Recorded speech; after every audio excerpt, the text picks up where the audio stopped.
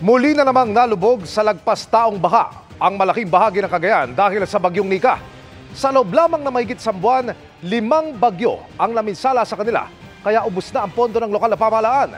Mula sa Tuguegarao City, nakatutok live si Jasmine Gabriel Galban ng GMA Regional TV. Jasmine.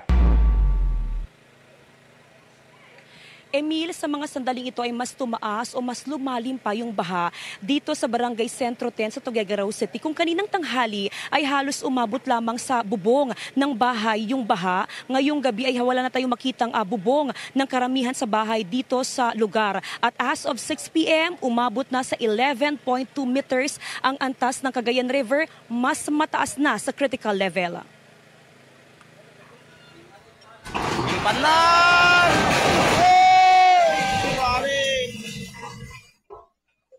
Tuluyang gumuho ang bahay na ito matapos tangayin ng rumaragas ang ilog sa Barangay Taguntongan sa Bagao, Cagayan kagabi. Walang tao sa loob dahil nasa Tuguegarao City ang may-ari ng mangyaring insidente.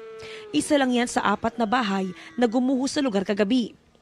Mula sa bundok naman ang tubig na rumagasa pababa sa mga bahay na ito sa Sitio Marus, Hacienda Intal.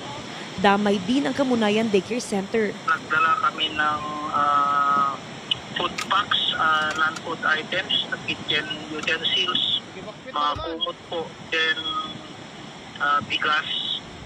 Kabi-kabi lang ang pagbaha sa iba't ibang bayan sa Cagayan, tulad sa bayan ng Solana at Alcala. Kabilang sa binaha ang palengke ng bayan ng Solana.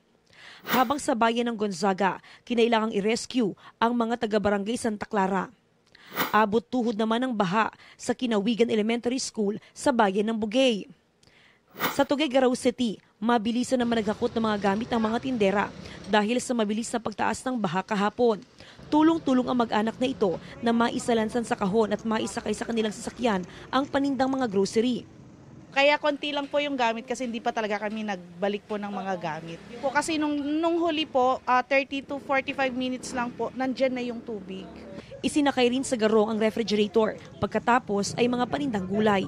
Mabilis po kasi yung dalo dito pagka nag-open po yung dam, dire-diretso na po rito. Paspasan din sa pag-aayos ng gamit ng mga residente para di abutan ng bahang karaniwang lampas tao. Po mamaya maglilikas na po kami, ma'am. Yun, napapake na po namin lahat yung mga karga po namin. Dahil po lumakas daw yung tubig. Pagsapit ng umaga, halos abot bubong na ang baha.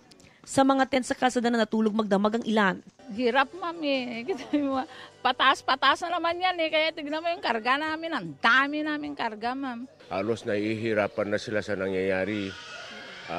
Naapektuhan na po nila yung pang-araw-araw na kabuhayan nila. 21 barangay ang binaha sa syudad, habang mahigit 3,000 ang nasa mga evacuation center. Doon muna sila kahit humupa ang baha bilang paghahanda na rin sa parating na bagyong Ophel. Huwag muna pauwiin kasi pag ang hirap i-evacuate sila.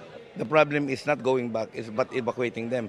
Pag dumating na naman yung bagyo, for sure na baha, problema tayo. Bukod sa mga binahang tulay at kalsada, problema rin ang kawalan ng kuryente sa mga bayan ng Lasam, Abulog, Rizal, Santa Ana at bahagi ng Tuguegarao City.